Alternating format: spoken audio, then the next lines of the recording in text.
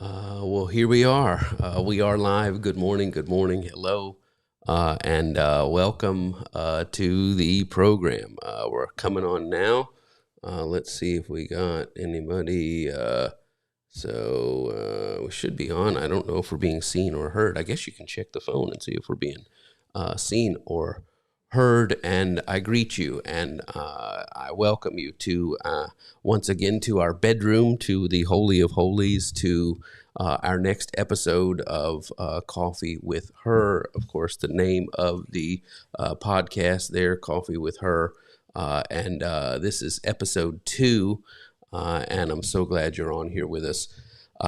Today is going to be a great time of impartation, a great time of just flowing and just blessing and just releasing. And Connie and I are so excited to have you on with us today.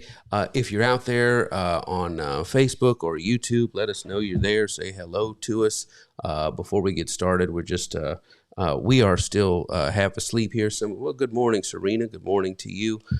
We are still half asleep here in our house, mostly asleep here in our house. I think we've been. Mikey had work early this morning, and he's usually. I don't know if he's usually. I guess I can welcome Connie. She's on here. I don't know if Good he's. morning. I don't know if he's usually. He's been an improving morning person. Yes, and he's growing up. He's getting more responsible and everything. Whereas it seemed like he wouldn't get up unless he was woken up. But he comes by that honestly. He gets that from you. He gets that from you. Anyway, so good morning to you. If you're here, if you're on, logging on, let us know that you're here. Just tell us where you are and what you're doing this morning. Good morning, Renee, Indianapolis, Indiana. Thank God that you're on today. There was a lot of West Coast on last week. Let's see if there's West Coast on this week. It's early, and that's why it's called Coffee with Her. And so let us begin. I see people logging on now. Okay, there they come. I guess it's just, I don't know if it's a delay or whatever. Anyway, so a reminder once again, there's Reese. Good morning in Jacksonville. Chris is there. Terry, good morning. Good morning. There they are. They're coming on. It must be a delay coming in. No coffee, but I'm here. Well, I got coffee enough for both of us, I can assure you. And today's coffee mug is the Kennesaw State KSU, hooty hoo. We have our daughter graduated from KSU and our son. Okay, is that how yeah, they that's do it. That's the Owls. They're throwing up gang signs or something. I don't know what you were doing. Anyway, so that's good. You're saying our daughter. Oh, okay. Our daughter graduated from KSU, and our son is now enrolled. He's a freshman. He's got work. He's got business. He's got freshman year. He's got a lot going on. And so we're today. Last week we were Krispy Kreme. Hello, Roger, St. Louis, Missouri. Hello, John Stevenson. Now, John, are you in Maryland? Is that where you are? I don't think you're Virginia. I know you're up in the district area. But good morning to you.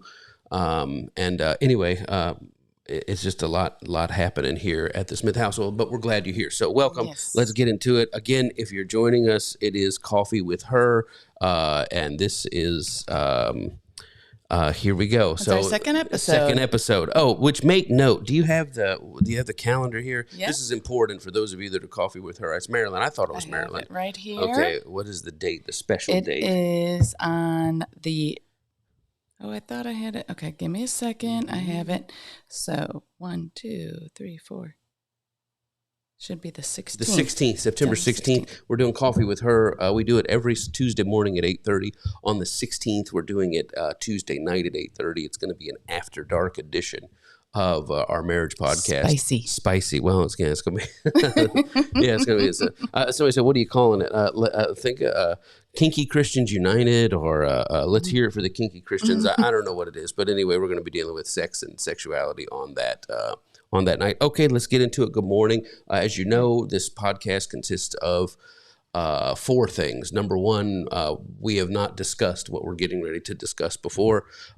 So we've got something to ask each other, something to share with each other, or to tell each other, or to impart to each other. We've got questions from you all, which if you have questions, as I said last week, you can write them in. You could stop what you're doing and write them in right now. You can contact at michaelandconnie.com. Of course, we're answering a viewer question today, but we'll get back to that. And so that's part 3. And then part 4 is the blessing. And Connie and I do not begin any day. We kind of like feel like I'm out here like on a thin ice, like we haven't blessed each other today. And so we're going to bless each other today. And you're going to see that ritual that we do every single day. And it's weird being up and talking and interacting with the world with that. So you want to hang out for that at the end. So many people wrote in last week. Several people said, I wept through the whole thing. Several people said, it just touched me so deeply. And then one person said, man, you were sitting there praying over your wife. He said, all I could think was, me too, Lord, me too. So we're going to do that. And an extra special blessing of how it's changing. Good morning, nefarious turnip. Good morning, and good morning, y'all. Now, that could be a Southern thing, or it could be East. They have Bollywood and Hollywood. In Georgia, they call it Yollywood. So that's where we are now. Okay, so I went first last week. Okay. So it's you. You can go a question. You can go a share. I'm going to go with my question Okay, first. hit me. Go ahead. Here it is. Now, I've not heard this, so here we go. Okay, let me start by saying, first of all, we're going to have you just mention the After Dark episode. Dark, yeah. So when you answer this, Don't answer it after dark. Yeah, Okay. answer it like a PG version, okay? Because Because you know me. All right. I know you. And also, okay, I'll ask the question, then I have something to say or qualify. I'm just turning it down. Okay. If you could wake up tomorrow. I plan on it. No, you will wake up tomorrow and have any skill or ability, what would it be? And what I want to qualify that with Why would you think I would answer that sexually? What skill or ability would I wish for? Well, we always talk about like if we okay. No, yeah, no, okay. okay, yeah, no, Okay. no, okay, got it, yeah. I just have to. Okay, thank you, honestly. Go ahead. Number 2, this isn't like a superhuman. This isn't a superpower. This is something, people do. It's like, oh, I could see through walls, or I could fly, or something. Nothing like something that you could actually do. And I'm also qualifying it with something that's, I say practical, but what I mean by that is, I want to solve all the world's problems or hunger or what. I'm not talking about that. I'm talking just a skill or an ability. Does that make sense? So you're saying if somebody would say like, I wish I could sing, or I wish I could play an instrument. Yeah, I was going to give you examples, but I didn't want to, Let me ask you this. Do I only have this for one day? Or if I wake up tomorrow, it's mine for life? Mm-hmm. I mean, I didn't get that deep in thinking about it, but well, it's so funny because so many of the times the questions are related to my greatest need. Mm-hmm. So where I'm feeling pressure today, I would be like, I need a marketable skill, or good morning, everybody. I'm just talking about something. Okay, here's an example. I'm not trying to be difficult, I swear, but this is good. Okay. Here's an example. I was thinking about it because I'm like, well, do I give mine, or is he going to ask me afterwards? But, I always wanted to learn how to play the piano, which I did learn how to play the piano. And then I kind of strayed from it. But I'm talking about like really like, play. I would love to be able to sing, I have some sort of creative inner, like, I guess a creator is like kind of like my, not my spirit animal, because that would be like me, but whatever. Yeah. I always wanted, I tried to do arts and crafts, but I've always wanted to be able to paint or sing. Or I want to do something like really awesome and like a creatively. Skill. Yeah. But I'm saying that would be kind of like, but it doesn't have to be creative. It can be, maybe somebody's like, I want to solve quantum physics or so. I don't know. I don't want to turn the podcast into an episode of Adolph's Advocate, but let me ask you this, because this is how we talk. This is okay. So, part of what happens, I think, when you learn, because I was thinking, well, I'd like to play golf really good, and I thought that's kind of already play golf really good. But I'm talking about really like good. Be on like PGA type. Yeah. You probably could. I don't know. But I also think like if I said, yeah, I took guitar lessons, I'd like to be able to play the guitar. I'd like to be able to play the guitar on the level that someone who had continued in their lessons would be able to play the guitar. But I also, and this is what I'm saying, I'm not trying to be difficult, Good morning, everybody. I see you logging on. I thank you for being here. The question is, if I could wake up tomorrow with a skill that is PG, it's a PG skill apparently that I could. Because I know where your brain goes. You don't know where my brain goes. Trust me, you don't know where my brain goes. You were saying about the guitar like thing. if I continue with lessons. Mm-hmm. But part of it, I think, is that you develop this other disciplines in it. So if I could say, I'd like to wake up tomorrow and be a really great artist, that would be great. But I don't know if I'd be a really great artist because part of that is, like if I say I want to be a really great writer, it's like, yeah, you can do that, but you got to get all the crap words out. And, you know. No, I'm saying you just woke up and you were like, I can write like Stephen King. Yeah, that's the whole question. Oh, yeah, then that's it. Yeah, that's it. I would want to be able to write great. Okay. That's it. I would want to be able to take what I see and get it into words. I'd love to draw. I'd love to be crafty. I thought about woodworking. Like that'd be a cool skill we've talked to have. about doing I'd love to be able to work with my hands like that and build stuff and do like that. That might be something I'd like to do. Maybe I could say I'm a 0 woodworker, and I'd love to wake up tomorrow at a level 10 woodworker. I'm a level 3 writer, or maybe I should stay at a level 3 writer. But I think much higher. But I think writing. Okay, I think writing. That's good. I think that's what I would like to be able to do. To be able to, because I have so much in my heart. I know you do. Okay. Well, what is yours? Is it piano? Something creative, because part of me says, if, like you said, if I continued with my lessons, I know I could. But then I think, when I was thinking about the question, I thought, man, I cannot sing at all. Mm-hmm. So maybe I need the singing gift. But painting is so beautiful, it's like, man, if I could paint, so something in that vein. See, part of it is, I think I look at a musical instrument and I don't think I could do that. Like I watch somebody play or sing and I don't go. And people make it look so easy. I don't go, I could do that. But when you talk about crafts and woodworking, whatever, we've talked about having a woodworking. This is what I'm saying. But I think you think I could do that, and I think maybe you reduce it down, and then you get into it. You're like, oh, I'm totally going to redecorate this, and you look at it, and it like belongs in a fail. I've done that so many times. Yeah, and what is that we have this creative yearning? That we want to create something creator, the whole thing that we are part of we are I believe that's where it comes and that's from. where the yearning is. Okay. All right. So very good. Okay. So here's my question with you. All right. I'll start with my question and then I got something to share. Okay. I was talking to the property manager here yesterday. I asked him if he had Braves tickets, because he is a seasoned Braves ticket holder. He said, somebody said, I wish I could sing so that the dogs in California would not call and tell me to stop. That's Good how morning, I feel. Spokane. Good morning to the new Mrs. Hodges. Good morning. Ingrid, all the way across the world. Coast. Oh, my gosh, on the West Coast. Good morning. Okay, my gosh, people are everywhere. Okay, there's Dr. X. Okay, so I don't know. My gosh. Anna. Hey, everybody. Hey, Dre. All right. Okay, we're back on. All right, sorry. So here it is.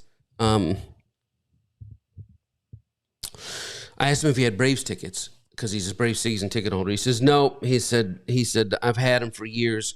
He said, I let that go. He said, they break your heart. And he said, he said, it's just a lot. And I said, yeah, it's a lot. But here's what he said to me. And this was interesting. And I thought of you. He said, there's just a lot of things at my age. He's 65, I think, that I'm just done with. He said, I've been blessed. I've been able to do some things, see some things, be some places. But he said, I'm just done with that. It just doesn't hold that appeal to me anymore. And I thought that is a product of age. Yeah, because that is a product of age. Sorry, I'm no, go ahead. Your question. So my question is, it's twofold. What are you done with? At 52, what do you say?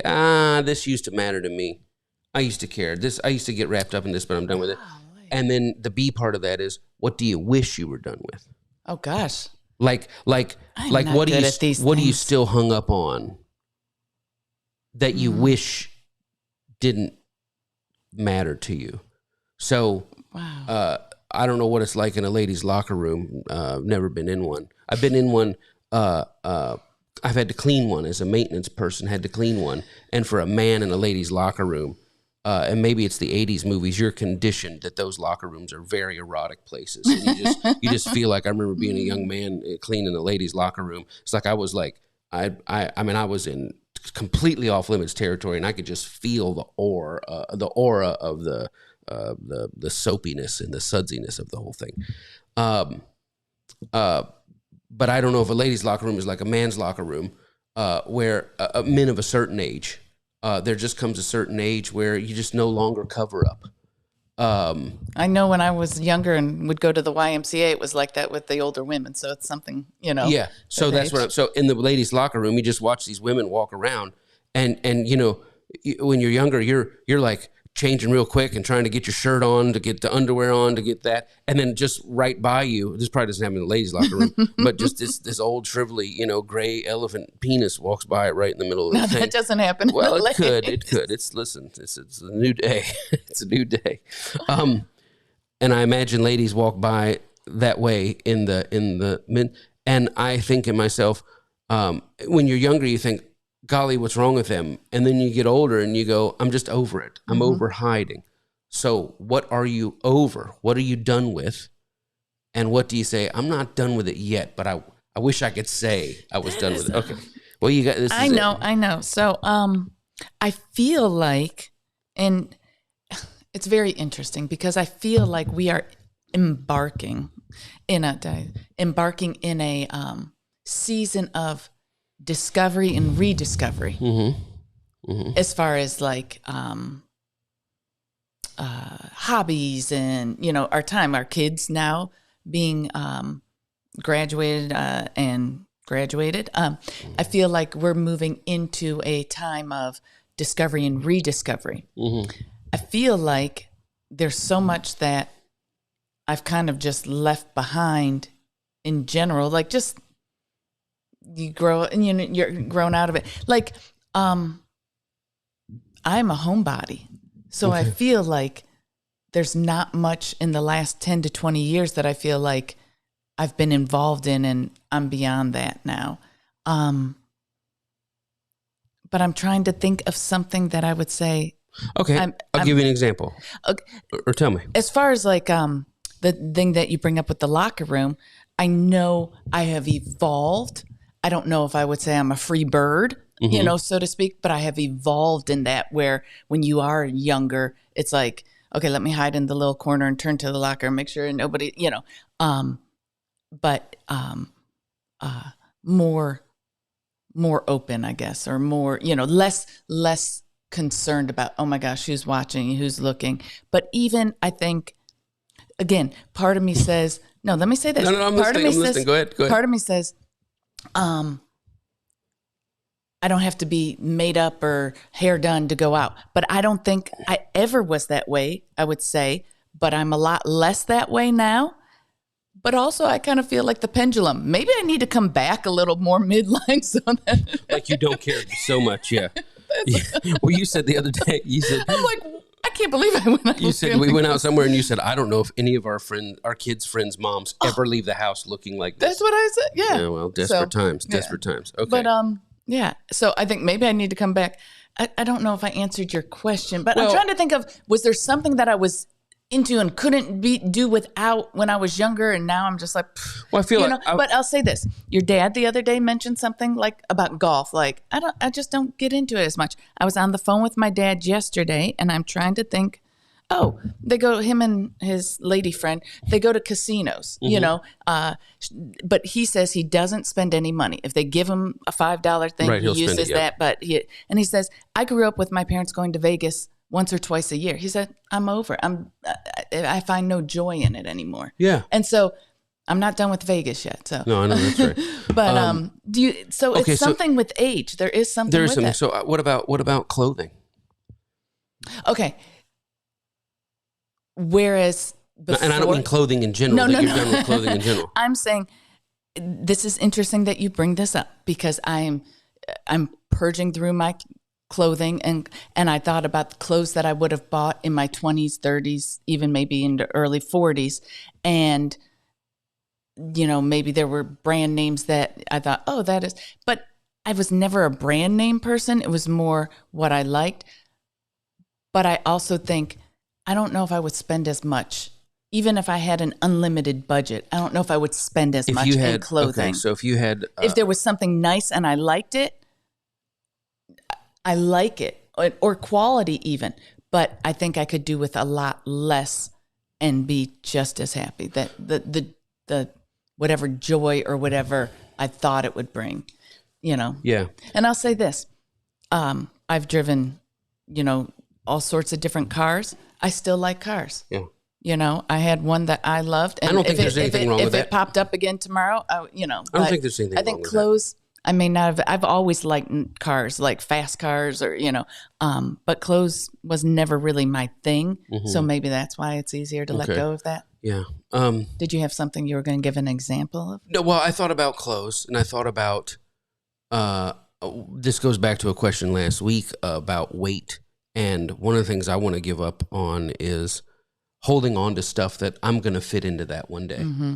Because I feel like there's been 3 presidents since then. And yeah, we had a whole conversation. I feel like would I even want to wear something from a box in 2016? Mm-hmm. What do the jeans even look like? What are the, I got, if I got jeans with big buckles on them and things like that, it's like, oh man, well, if you hold on to those another 10 years, they'll come back in style.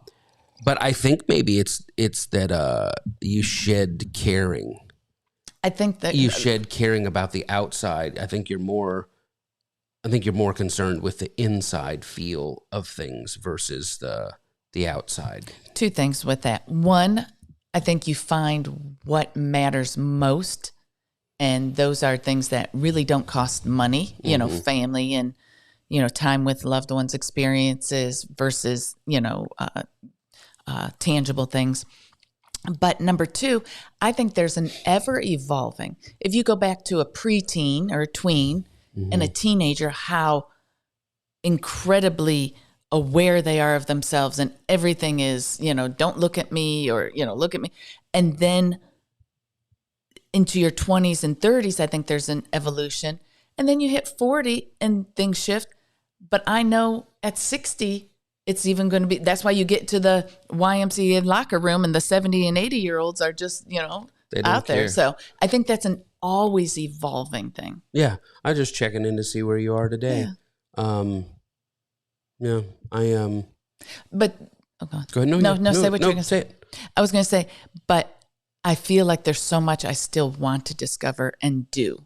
Like, that's it. And I don't know. I don't. That's what I was going to say. I don't know how much is battle weariness. That's probably a lot. How much does life beat down our desire to experience and explore, our desire to try new things? That as we age, are we shooting the arrow of what we can experience and can enjoy, and drawing the target around that and saying that's fine? And that's what I'm trying to figure out in myself. Like when I say about my weight, like, am I just saying I'm okay with it? Am I making peace with it? Am I just in some sort of dissonance with it? I know I need to get for health reasons or whatever. But when I say I really don't care, is it that I don't care? Or, because I've been skinny, and I've been both. And I can tell you skinny is better. People treat you different. People respond to you different, blah, blah, blah. And you say, well, I'm older now. I don't care about that. And part of that may be I've given up on the battle. And part of it may be I realize how much of my life I missed out on because I wasn't at peace with that thing. And I'm thinking, is there something that you're shedding? Is there something that I'm shedding? And one of the things that I think that I'm shedding is, trying to justify myself in my mind to people who wouldn't step over my grave if it was in the ground. And I think that when I say, is there anything that I'm done with? I think maybe I'm done with trying to be seen as say that I'm not the bad person that you're saying I am, or I'm not, or whatever I was, I'm not still frozen as you saw me, or don't take away the context of my life. That's good. Yeah, okay, these things happened, but they happen in a context. These conversations were had, they existed in a context. And sometimes I feel like I get boiled down to just that all the water is gone and all that's left is the saltiness. And I keep trying to say, but I'm not only salty. I'm not only salty. And you say, but look at these grains of salt. And I go, yeah, but they were in the parts per million was in gallons of water. And I find myself, so when I ask you, are there things you're done with and then things you want to be done with? I think there are things that I'm done with, but then the things that I want to be done with, when I say I want to be done with, wanting to be seen as not my reduced lower self, my reduced. I don't want to be. Maybe I'm done with people who are content to have the highlight reel of who I am reduced to the 7 grains of salt and ignore the ocean.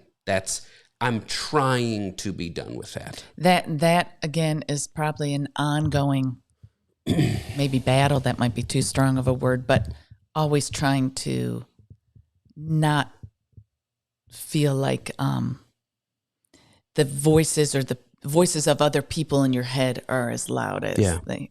Yeah, that's what I'm trying to get to. Okay, your turn. No, I asked first. Yeah. Oh, so I go first and first? Oh, so I'll go first and second. Time, okay, okay, here it is. Okay, so here it is. We're moving on. All right. Oh, so this is the thing I want to share with you. Okay. You may know this, you may not. I want to share. This is what we do in bed in the morning. I thought of this. I found this thing. Have you heard of the Michelangelo phenomenon?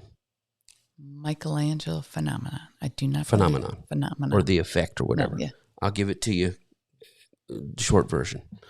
So you know the famous quote from Michelangelo. Every slab of marble has a statue in it. Yep. The sculptor has to bring that out. There's a relationship observation by these experts in the 90s that is basically, and I'm summing it up, that the Michelangelo phenomenon exists in a relationship, a close relationship, primarily marriage, romantic, intimate relationships, but it could be friendships, etc. Good morning, Nat. Good. Yeah, this is so good. The comments are so good. We'll get to that. And if you have questions, please get us your questions because we got a great one from a viewer at the end. The Michelangelo phenomenon is that I can see the sculpture, the yet unrevealed sculpture in your marble. Wow.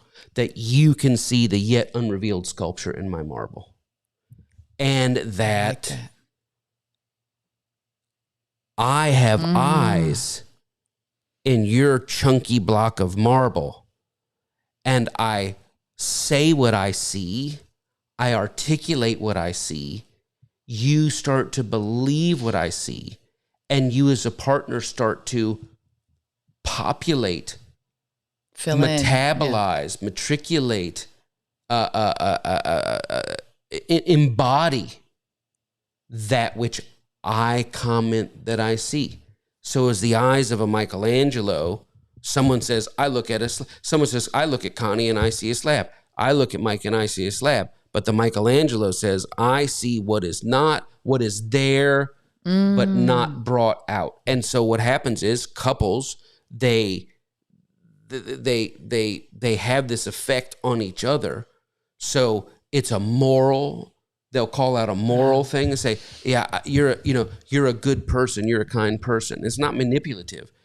You're so nice, or you would be really good at this business, or you would be really good if you had this, and then it occurs to slab of marble. Oh, yeah, I really could. I really am good with kids, or I really am good with people, or you're right, I am really organized, and they say that couples that engage in this, and so you almost end up rising to the description because the more you fulfill and take the form of what the Michelangelo is seeing, the more there's feedback on that thing, and so now it becomes this loop. And so here it is. I'll just give you some. I'm making notes. Yeah, no. You're doing great. So that in every block of marble, there's a statue inside, and it's the sculptor's job to discover it.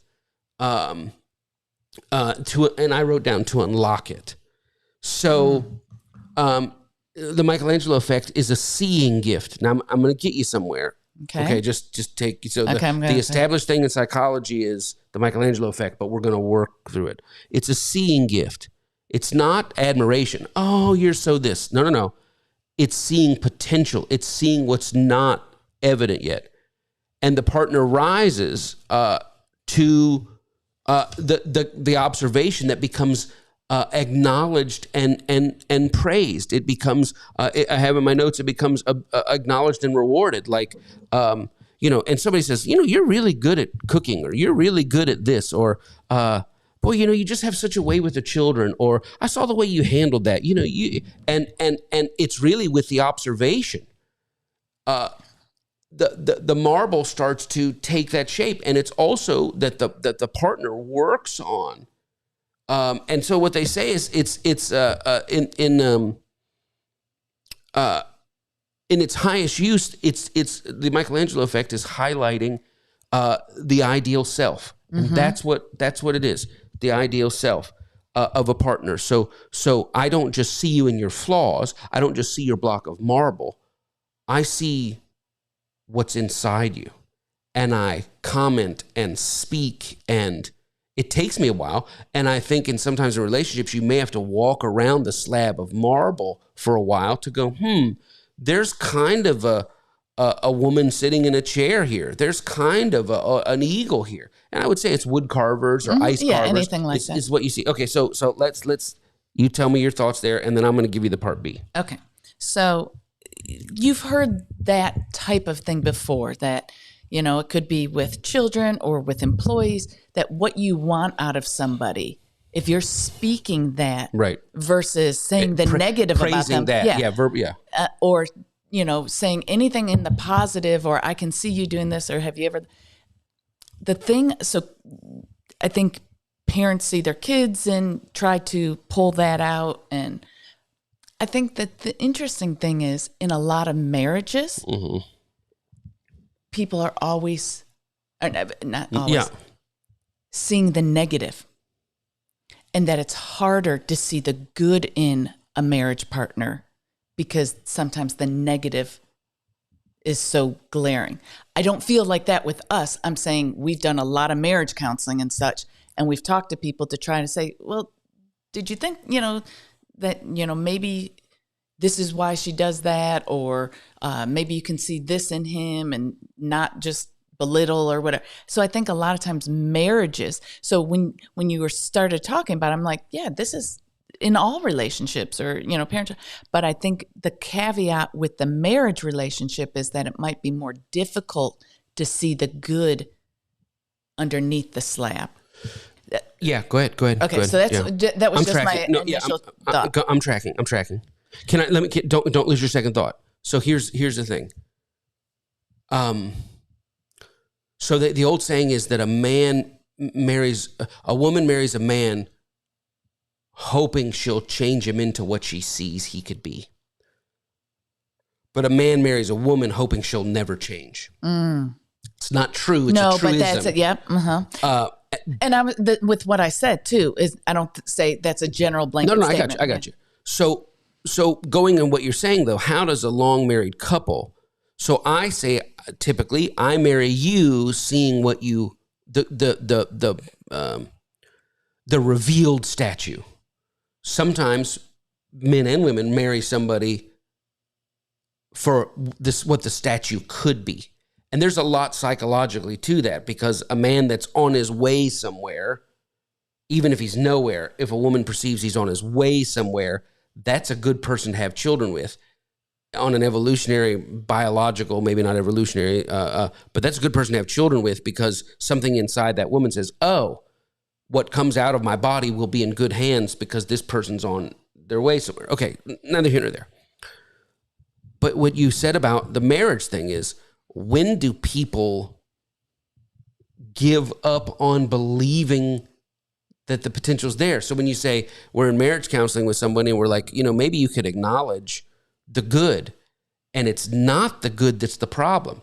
It's that I'm starting to think that the statue that I hoped would be there, that maybe all I have is the messiness, the complaining, the loose spinning, that maybe and feel trapped. Maybe I wasn't. Maybe what I thought was in the marble wasn't there, or maybe I'm not the sculptor. That's what I was going to say. Okay. Where does the responsibility, maybe not responsibility, lie? Is it in what you thought you would see and the person did not fulfill that, or was it you couldn't speak that into that person? Yeah, or sculpt it out. And so, and then what is the point of me saying, look, I'm a sculptor, but I can't make you a better person. Well, I can't make you a better person. I don't even know if I can make you believe you're a better person. All they're saying in the research is that relationships who have the ability to communicate, to get the other person to see their ideal self and to occupy that. John Maxwell called it a level 10 principle, which is if you treat people that are operating as a level 6, if you treat them like a level 8, they will rise to it. And a person may say, my husband didn't do that. My wife didn't do that. He could have been in business. He could never get off the couch. She could have been a great partner and a great co-builder, but she just she couldn't get over her insecurities. I'm not suggesting that the sculptor, it's a loose framework, but I also think they're saying, but the couples that can do that, they have much better. Okay, so go ahead. Okay. So 2 things. Because I haven't given you the part B yet, so go ahead. I know. I have 2 things, though. One is so our kids grew up, I was homeschooling them, I was pastoring at the same time, but then you get, 10, 15 years in, and it's like, what skills do I have? What things, I was an occupational therapist by education, then traveled, in ministry, started the church and homeschooled the kids. And you get to where the kids are starting to grow up, and what do I do? What do I have? And I just, felt like all the things the experience and things that I had gained, I said, I'm going to start tutoring. Yeah. And when I did that, what you did for me was you could see it in me, or you built me up. You encouraged me. You supported me. How can I help with the schedule and dinner? Or, you told me basically you can do this. This is in you. You've always worked with kids, and, so I think that is part of what a partner is, that when somebody may be unsure of themselves in something, but the partner can see it in them and share that. I think so. Okay. I have one more thing. Go ahead. Go ahead. No. Go ahead. Okay. So we talk about things, we say we come to these podcasts with things we have not talked about. And I tried to write my little notes and not share stuff with you, but this happened to me the other day and I wasn't going to bring it up. This is good. Yeah, I wasn't going to bring it up, but with this question, I feel like and we were in bed, just like, this is what we do. We talk in the morning. And this was such a huge impression on my heart. Wow. That I said it out of my mouth, and then I thought, man, I could have saved this and expounded upon this in the podcast. So I'll just take a quick second. But it was such an impression that I had to say it at that moment, that I feel like the world is not worthy of you. And I say that with humility, because I see all that is in you. I see all that is in your heart to do. Mm-hmm. The good and you've been talking on TCO Sundays. I think in the last 2 Sundays you've said this. Mm-hmm. And each time I type in there, that is Mike. Start with the way you go about your day, be it a neighbor next door, or you're at the grocery store or bank or wherever, just walking down we take walks around the block, and you do this. You see people. You have a way. We were at a wedding the other day. You have a way of seeing someone or meeting someone, and even in just the hi, how are you doing? The way you're able to connect and engage with them. I say, hi, how you doing? And I'm very nice and friendly, but you have a way of seeing into their soul and connecting with them. And I said, you talked to this young man at this wedding the other day, and I said, he is probably never going to forget that 30-second interaction just because you have a way with this. And he's a neat kid. Yeah. And my point is, so there's that. There's all of take the spiritual side, all the things that you have, and then what you want to do for the world, for this generation and the generations to come, to see things move forward, to make progress in this world, to alleviate the injustices or the food insecurity or whatever that is. And you not only do you have the heart for that, you have the wisdom to make it happen. And when I say the world is not worthy, the reason why I say that is I sit here and say, how does no one see this? How is there no, But maybe they can't, and that's okay. I can you're see very it then. kind. You're very kind. And I understand what you mean, and I take the compliment. I understand the sentiment. Obviously, I'm special like everybody else. I understand You're that. special to me. You're my person. Maybe that's it. Maybe you're a Michelangelo, Angela. Maybe that's it. Michelangelo, that Angela. you see what I could be. So I get that. I didn't mean to hijack your question. No, you're not hijacking anything. But it's a lot to think about. It's a lot to think about, and it's very kind. And yeah, okay. So I have a lot to say on that, but it's emotional. So we'll move on here. Okay. So here's the thing. I know you're going to twist your leg. Now it comes. Okay. So there's a Michelangelo phenomenon. Then there's a Michelangelo personality. And this is where I'm trying to get. I think maybe in relationships, that the idea that I can see so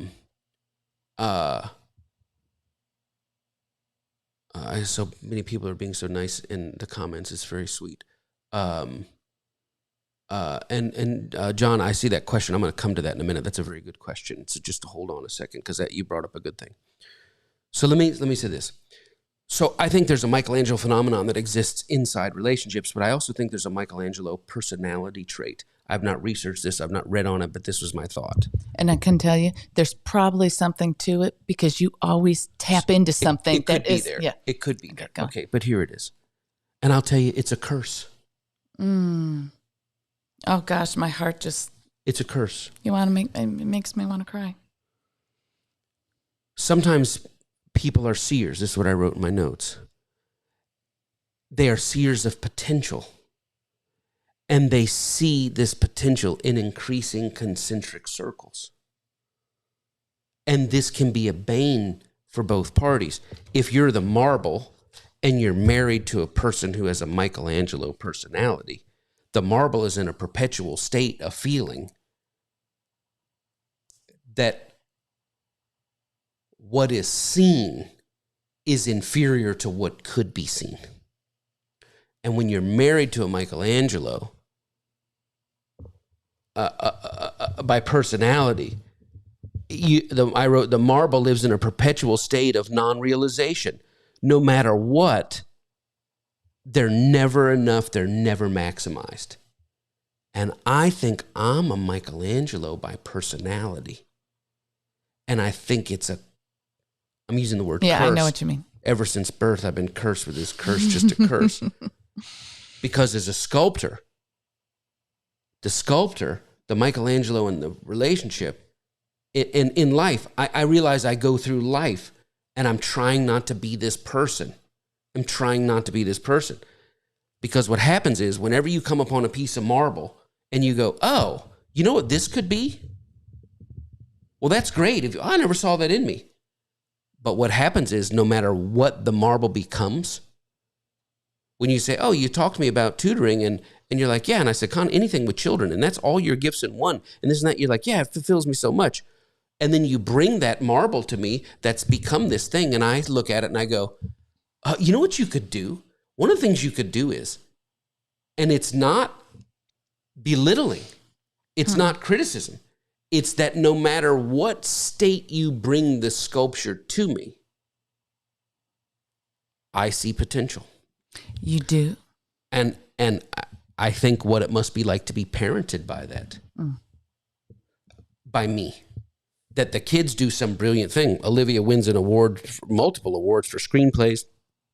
And she's on her way she won a film writing festival thing. She's been invited to Telluride. She's doing a conference on women in film in Philadelphia. Mikey's got a business. He's built his website. He's got this. And I think I am trying to just let someone bring something to me that my Michelangelo brain doesn't look at it and go, that is really good. Do you know if you move this up, your customers, and the marble always feels like no matter what it presents, it's Dad or Mike or whatever is going to go, man, that's great. oh, this is really great. Have you ever read, so Olivia brings me something. She goes, this is my speech. And I go, man, that's really incredible. Have you ever seen the clip of so-and-so? There's a thing there. And what am I doing? I'm sculpting. Somebody preaches a sermon and they do this and this and this, and we'll come back and I'm just blown away. I'm just blown away. And it's like the sermon is great. And I'm like, man, that was so good. I say, do you know that in the Hebrew there, and I want to shut that off in me. Because what happens is the marble can never feel like, look what I did.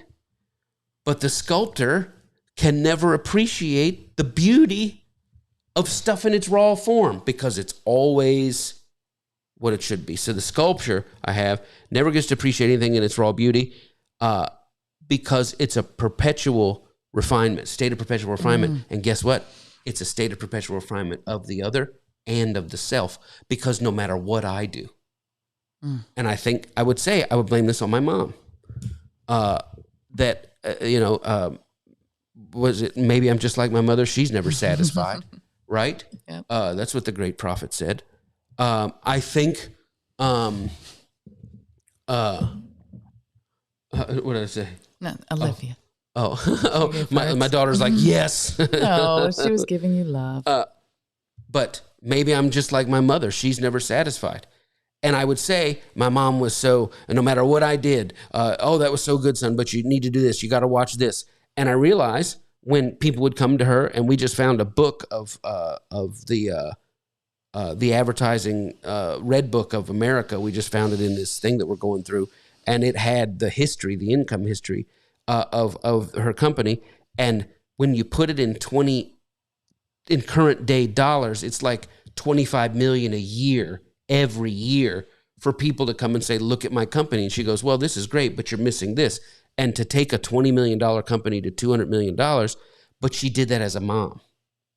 And I used to be so mad, why can't what I do just be acceptable? And now I realized she had the curse of, by personality, if you want me to tell you, oh, I just made you some baked beans. Oh, man, these baked beans are pretty good. You know what a chef told me? That if you do this, why can't the baked beans be good enough? You're right. They need to be good enough.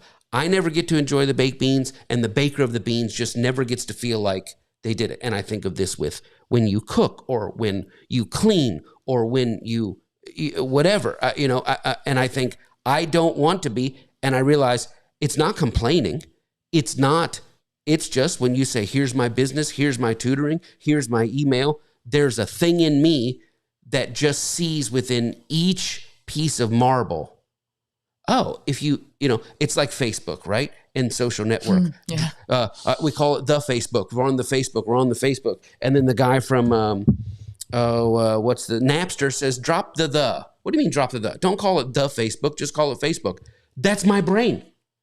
The Facebook is awesome. You don't know what you're talking about. We got millions of dollars here. I'm just telling you, drop the. If you get people to stop saying the Facebook and just call it Facebook, it'll do this. And I think what misery that must be to be parented or married to that type of thing. So that's my. Okay, now I have my response to that. Yeah. Okay. I totally understand when you say this is a curse, because I know you. Mm-hmm. I know your heart, that every time you say that, a suggestion, how about this, it's all within a good intent. Mm-hmm. It's like you said, not critical.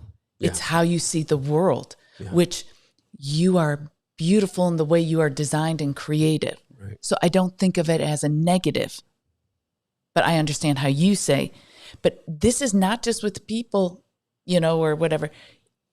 If it's an event, you say, we did social committee events and everything. You say, how about we do A, B, and C? It's it's because you can see so much. And as soon as it's over, I realize all the flaws that were in the event. Well, that's the curse. And it is how you've always been. It is how, like you say, your mom was.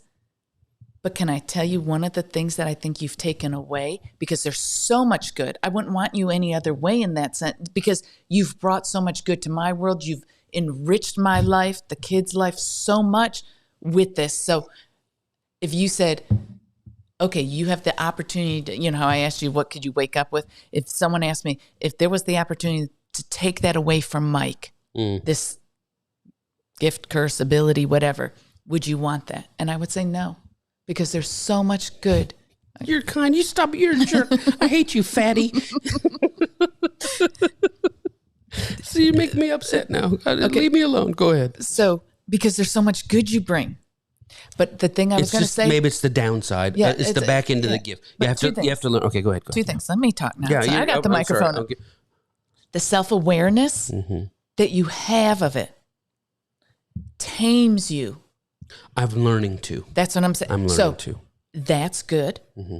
2, I'm the same way. You know this, and I've worked on this. And I'll tell you, I read a document and can see, oh, there's a typo here. There's the, you know, and you said, sometimes just read the story or read the thing that I wrote. Tell me what you think about the content, not about if there's a typo. I'll write a novel or a stage play or a screenplay or whatever, and I say, okay, I think I've got a draft ready, and she'll get stuck on that's not capitalized. I'm like, for the love of God, it's a completely original story. We'll talk after. You've gone a long way. I have an example of this, but you can't share it publicly. Yeah, is this on OnlyFans? No.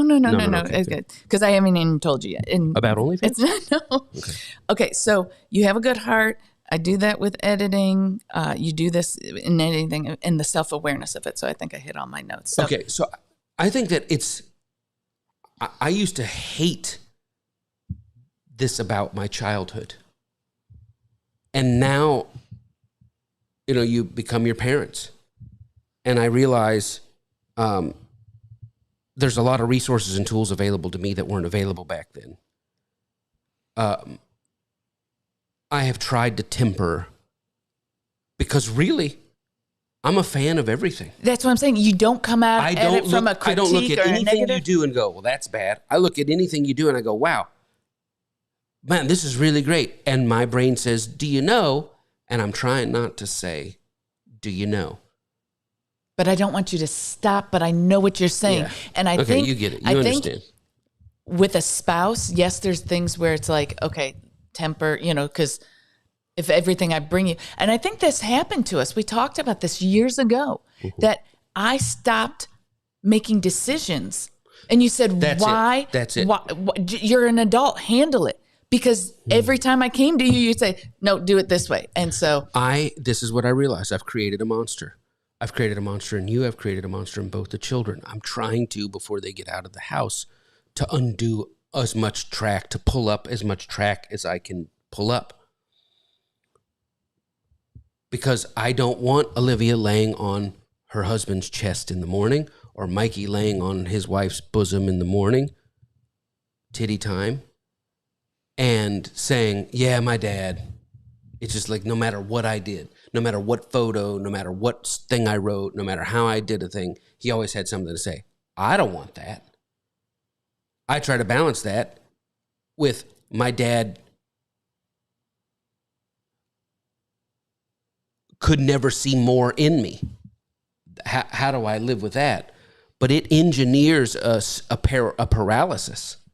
And I notice how many times, because you've been under my tyranny, my Michelangelic tyranny for 25 years, a quarter of a century, how many times you do stuff and out of the corner of your eye look to see if I'm saying it's okay. I hate that. I hate that. I want you to be free.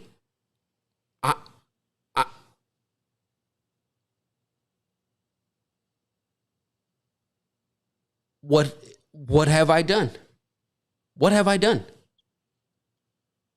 We've come a long way from that conversation 15 years ago or however long ago it was, when I'm like, you're like, should I drop the dry cleaning off or should I go by Walmart first? I'm like, you're a college graduate. Why are you asking me that? You figure it out. And you said to me, well, if I went to Walmart first, you're going to tell me why I should have done the dry cleaning. If I went to the dry cleaner first, I thought, oh my God, I've taken a completely competent, educated woman.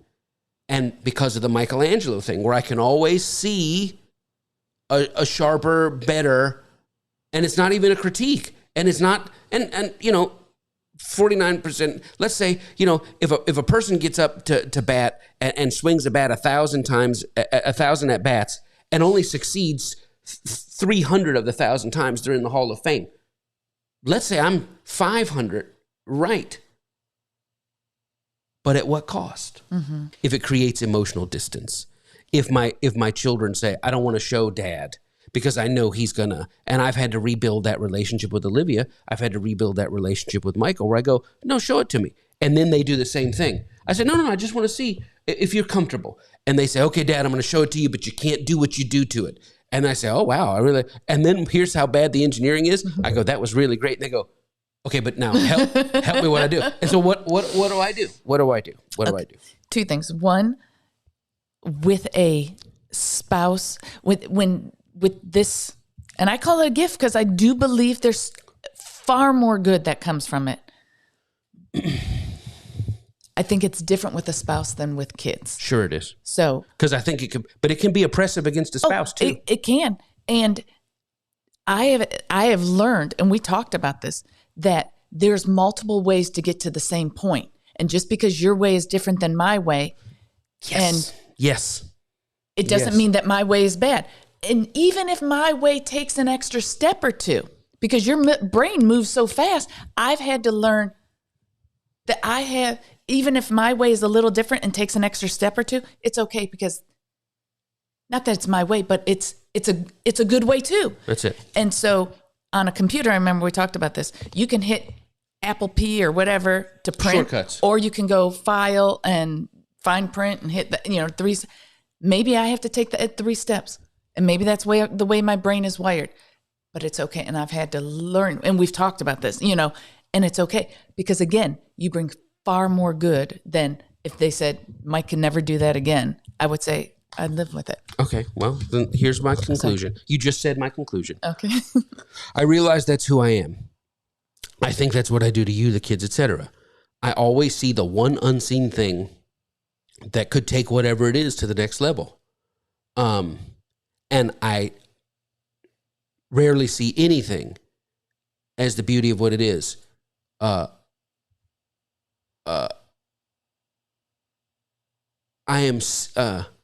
what I realize is that as I see the thing something is missing, I am blind to its perfect imperfection. And that's the thing. When I say, oh, there's a glitch here, sometimes the glitch, what do they say in Fight Club? Handmade. The way you know it's handmade is the imperfections. So this is the real thing. Here's my thought. And who says that every slab of marble has to become anything? Oh, gosh, I just got chills. Who? Maybe the real trick is to look at a slab of marble and just say, wow, that's a slab of marble. It's rough and it's unformed, but it's beautiful. And it's not that we don't Michelangelo each other. It's I need to be at more peace with just marble being marble. And not only that, I wrote down, who says that one sculptor would sculpt it the same way as the other? Exactly. And then finally I thought, and even if they did, would I criticize, why did the sculptor sculpt it that way? And thank you for coming to my TED Talk. It's been morning coffee with her. All right, what do you got? Okay, what do you think? Do you want to do it, or do you want me to hold until next week? Okay, so... Because I feel like I don't have a huge thing. Like, I don't think it'll take 20 minutes, but it's 9:28. Okay. Let's do the question then. You want to answer the question? Because we still have the question. Let's hold my thing for next week. Okay. So here it is. So I've had the question if you want to. Yeah. Okay. So there's so much good things that have come in. Listen, if you've missed it, I see Christine. Welcome, John. Love you all. Let's see who all's logging in. Is that Mitty? Oh my gosh! Wow, all old time friends here. Grateful for you guys coming on here. Renee. Okay, yeah. There's so much. Okay. So we've got a question, and please write your questions. We're going to get to them. Make note of September the 16th. We're doing our After Dark session. I don't want to do it in the morning. I want you to have if you have little ones, you're getting ready for school. This should be a safe place. But we're going to do our After Dark. Yeah, driving to school, and the kids are like, oh my gosh. But we are going to do one related to all things this. But here's a question that we got based on last week, and so please write your questions in. We're going to try to get to them, and we won't give your name or anything like this. Your wife said in last week's broadcast that you never made her feel unattractive, even though she's put on weight. But my question for you as her husband is, have you intentionally not made her feel that way? Or is that the way you really feel? A sub-question is, has your definition of what's attractive changed with time? Have you seen other women that you would consider attractive? Woo, that's a good question. Okay, so let me break it down too. First, my question for you is, have you intentionally not made her feel that way? Yes, I have intentionally not made her feel that way. I found it's just not good to make people feel bad about anything. I don't think you should not be honest, but I don't think truth should ever be unaccompanied by love. Second, when it comes to weight, I'm really, hello pot, it's weed, right? I can't, I guess there's kids. Hello pot, it's kettle. It just took me a second to That's get right. it. It's early. Hello pot, it's kettle. Who am I going to comment to anybody about their weight? I mean, look at me. But I will tell this. And thank you for that, David. Thank you for that transparency. Have you intentionally not made her feel that way? My wife's identity, as we shared in the broadcast last week, has been connected to weight since she was young, and she was trying to go back. Where has that come from? I do know that when she gets on the scale in the morning, and I remember when we first got together, she's like, I really would like to lose 3 pounds. I just feel like I'm overweight. And I'm thinking, dude, I'm 260 pounds. 3 pounds? Are you serious? If I lose 3 pounds, I don't even know that if I lose 3 pounds, maybe I've had extra fiber in my diet. I mean, 3 pounds is nothing. But she was like, yeah, if I could just lose 3 pounds, and she'd lose it. But I would notice that when she would go into the morning and weigh herself on the scale before getting in the shower, she would come out, I'm down a half pound, I'm down a half pound.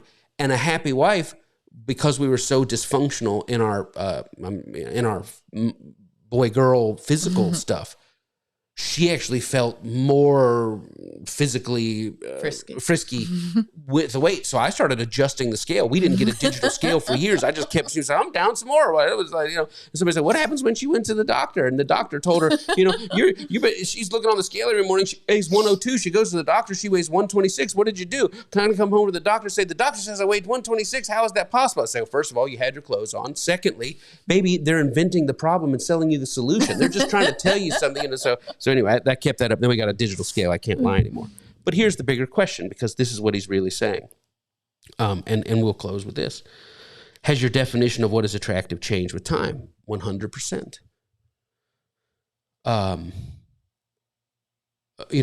Consent is engineered in our society. Society tells you, this is the skinny time and everything's got to be a waif, or this is the big bosom time, or this is the long hair time, or the short hair time, or the tight fitting clothes time, or the narrow fitting clothes time. And as I was coming into puberty and awareness of certain things, what was put in front of me was, this is the ideal. And so you take that because those two things merge in your brain. Also, what you find attractive when you're 12, 13, 14, going through it, you find 12, 13, 14, 18, 20, 22, whatever the centerfold is, that's what you find attractive. 35 is nothing, because at 15 or 12, your mom is 35, and that's not a thing for you. Well, when you're 30 and all of a sudden it's like 32, you could have never told yourself at 15, 32 or would be attractive, but when you're 30 and you see a lady at the walking, you say, oh my gosh, I'm 41, you would have never thought that. So your range of what you find, and as that range of what you find, so also does the physical attributes change. So keep that open for me. I can't watch it. So it has changed over time. Part of it too is, and the major thing is, and we're wrapping up here. Just give me a couple more minutes, because I want to do the blessing here in a second. A major thing is, you asked, have I seen other women that I'm attracted to? Of course I have. What's interesting is that as I've gotten into my 50s, what I find appealing in the 18, 20, 22, 24 feels completely inappropriate. My rule on what you should be attracted to in this area, and I got to be careful with my language, is that you should, if you were 18 and had a child, how old would that child be now? So for me, I'm 52. If you take off 18, my child would be 34. Is that right? You took it, 34. Yep. And then you take 34 and you add 7. Some people say you add 10. This is my own invention. So late 30s, early 40s is about the range in which I even give myself permission to find appeal. Because other than that, I'm now violating a generational order. Attraction is rooted in reproductive strength. And one of the things that happens is we mirror each other as a couple, that as hormones decrease in one, hormones subside in the other. And so now what motivates me is not that biological in the prime of my reproductive era, drawn to women in the prime of their reproductive era. So yeah, my appetites have changed. But I'll tell you this, I thought about this just a couple seconds ago. Somebody say, well, so you're saying you find a bigger woman appealing now? Yeah, you saying when she was 98 pounds when you met and she's not 98 pounds anymore and you find that, are you just lying? No. I mean, when I get up and watch her walk to the bathroom or whatever, I just think, and something comes over me, right? Like Al Pacino, something that's just, just leave it there. It comes over me, and I think you ought to put that in a bikini, and we ought to go somewhere. And had you shown me that at 18 in a bikini, I'm like, okay, you need to put something on here. So yes, I've changed, but I've gotten my perspective about it. Now, so would I say at the beach that an 18-year-old walking by in a bikini that I would find attractive, that something would ping in me? No, to me that's it's repulsive. It's something goes off of me the opposite direction. 20, 22, 24, something goes off in the opposite direction. 30, 32, 35, something goes off in the opposite direction. 42, 45, there's an awareness of a pinging. So I think that my attraction has slid forward. Some have fallen off, but also a 60-year-old walking by, and I might just be aware of it. Are you lusting? No, I can just tell inside me it pings something inside me. But this is a product of biology and engineering. My last point, and then I want to pray. Biology and engineering is this. The biology I've talked about, but the engineering is the other thing. When I was growing up in my white world, women of color were not presented as attractive. When the adult content that I was exposed to, they were not offering up women of color as this is an ideal to pursue. So in the same way that my exposure has changed concerning a size that's attractive, also my exposure has changed of women of what was pushed on me. So do you find a black woman attractive? If you had asked me at 15, they're never in the magazines. They're not around. They're around in my school, but the girls in my school of any color didn't look like the girls in the magazine. I mean, maybe one or two did. So it was not pushed on me as the norm. But all of that has changed. And so where you could say at 15, if you're on a beach and a beautiful black woman or Puerto Rican or, whatever, a Hispanic woman walk by, would you notice that? Probably not as much as the bleach blonde, because that's not what I was conditioned to. Yeah. But as I've aged, I am aware of that. Somebody say, so you're lusting after women of different race? I'm not lusting after anybody. I'm saying that I am aware of a flutter inside me in a certain parenthetical. The guy says, do you find yourself any other women attractive? There's a parenthetical of what I find attractive that is completely different at 52 than it was when my hormones were coming on at 12, 13, and 14. And the other thing is, this has become my outlet. So I have learned to equate, again, I'm being very careful, fulfillment and release with this body shape, type, size, etc. So therefore, there's a shooting of the arrow and a drawing. And if Connie says, I'm going to lose 25 pounds, but that's all physical. The other thing is, as you age, you move the inner to above the outer, because now I am convinced, and we talk about this all the time. You say, that woman is so beautiful, so attractive. Look at how this, look at how that, look at how that. I'm really concerned I don't even know if I could relax enough around her to feel physical, because physical for me now has become a trust and a safety and an eye to eye and a freedom thing. So that's my answer. I don't know if you have anything you want to add on. No, I think you did great. Okay. Can I please? Thank you all for being here. I've been waiting all morning.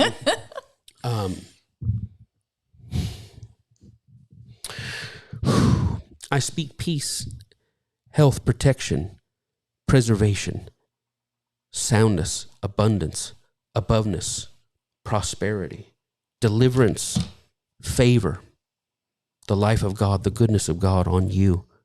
I release it on you, on your womb, on the fruit of your womb, on your generations up and down, on your husband, on your marriage, on your family, on all those connected to you and their families. Long life, length of days and peace, long, satisfying, abundant life, years of a life worth living, days worth having, and peace. Shalom, nothing missing, nothing broken. The goodness manifested of the Lord in the land of the living. I speak it, I release it over you this day. Father, I thank you that you forgive all our sins this day and every day. You heal all our diseases. We're free from the curse and chaos of the garden and of the law, from sin, spiritual death, and physical death and all its power, from poverty, lack, and shortage, from griefs and sorrows, from sickness, disease, and infirmity and all its power. We walk free from it today. Thank you that you redeem our lives from destruction. We're free from tragedy. Thank you that you surround us with loving kindness and tender mercies, and you satisfy our mouths with goods that our youth is renewed like the eagles. The fruit of the Spirit, gifts of the Spirit, all seven spirits of God, they rest upon us today. The spirit of wisdom and revelation and the knowledge of God and God's will. And Lord, I thank you for divine direction, divine override. We make our plans, you direct our steps. Lead us and guide us at every crossroads and every intersection. You open doors no man can shut, and shut doors no man can open. And I speak a flow that you will continually discover yourself. We will continually discover ourselves abiding and abounding in the fullness of God's good plan.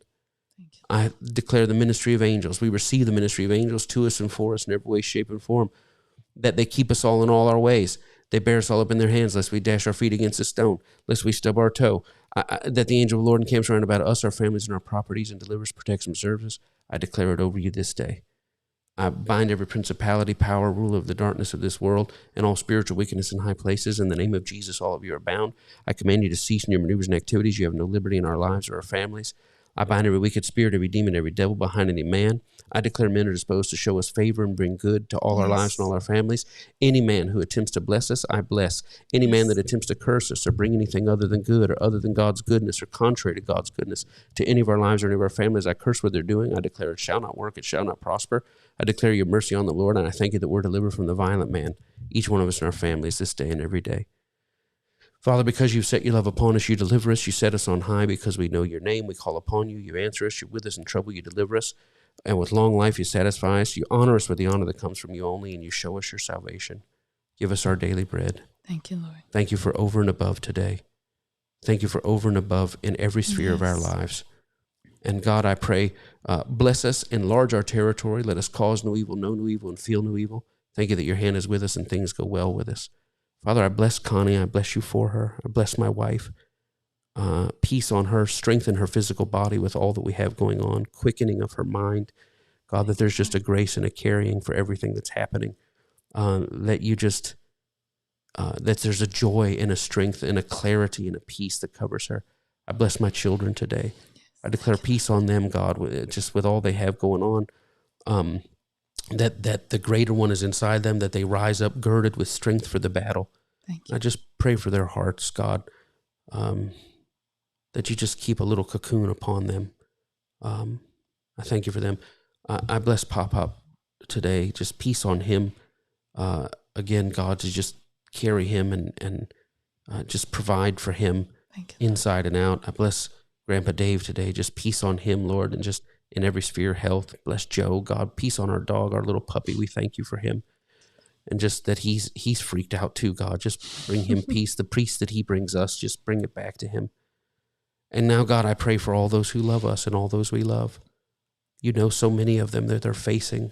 I can't say their names here, God, because people are here, but you know their names. You know the names we call out to you. God, bless each one. Return their love back to them, their seed back to them, abundant life back to them. God, Connie and I release love and peace and health and light arising in the darkness and clarity and direction and healing and softening of hearts and forgiveness and breakthrough. We release it on them. God, we bless you for them. Bless you for our spiritual parents today. Peace on them. Peace on our spiritual mom. God, just wrap your arms around her today. Speak a lifting word to her and to all those connected to her. Our spiritual grandparents, all our spiritual children. God, every single one, whether they want it or not, we bless them today, God. We bless you for them. Peace and prosperity, a divine word, a divine lifting, that they'll feel a carrying today, and you'll fulfill some secret desire of their hearts, God. God, I give you praise. I give you glory for this day we believe to see. And I declare it so. Thank you for favor in all of its manifestations, God. We receive it, that it not only flows to us, but it flows through us, God, that we're conduits of it. Thank you. Father, I declare this so. In Jesus' name. Amen. I receive it. I need Kleenex here I next know. time. That's all right. Go ahead. Go ahead. We got to. I bless you. I love you, Michael, and I just declare that this day is a day filled with God's goodness, his peace, his love, his wisdom, his leading and guiding. I declare it's a day of favor. I pray that you are supernaturally strengthened inside and out, spirit, soul, and body, health in your physical body, every part made whole. I declare that you think on things that are good, honest, just, pure, lovely, and of a good report. No stress, no anxiety, no worry, no fear, no oppression, no depression. It has no place, but your heart is filled with joy, lightness, ease. I declare that this day you see the goodness of the Lord in the land of the living, that just around every corner, even when it's unexpected, that you're able to see God's hand working. Thank you, Lord. I just declare continued breakthrough, continued miracles, continued just victory in every area, that there is no concern that is too great, that God perfects everything that concerns you, even the things that seem small and even the big things, the things that seem overwhelming. I ask God to bless you this day. May you go and have a fruitful, productive day, all that's in your heart to accomplish, the tasks at hand for today, the long-term things in your heart to do. I pray that there's an open door, that there's just everything needed. We declare today that we have all the people, personnel, resources, favor, and wisdom to do all that's in our heart to do. I bless you and I love you in Jesus' name. Amen.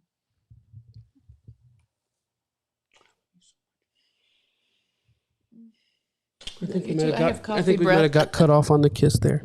Oh, sorry. That's all right. Listen, if you have questions, you can write us questions. We'd love to answer them. Also for support, if you feel like supporting this broadcast and this ministry, then we receive it gratefully. And just thank you for sharing. This is how we live our lives, and we're trying our best to get it out to you. What do you have on? Do you have like some spicy stuff on? No, not spicy, just lipstick. And I know you don't know. I had to have some color on my lip this morning. Now my lips are tingling. God bless you. I almost didn't kiss this. No, you better kiss me. And the coffee breath. Listen, coffee breath doesn't bother me, but now my lips are all stinging. I feel like I'm a nutty professor. What or Will Smith, right? And Hitch or whatever it is. Anyway, God bless you. Make it great. Yes. Connie, I love you. And we'll see you next Tuesday, episode 3. God bless you. Oh, that's right. Sorry, you're right here. God bless you all. Bye. Love you. Okay, love you. Bye.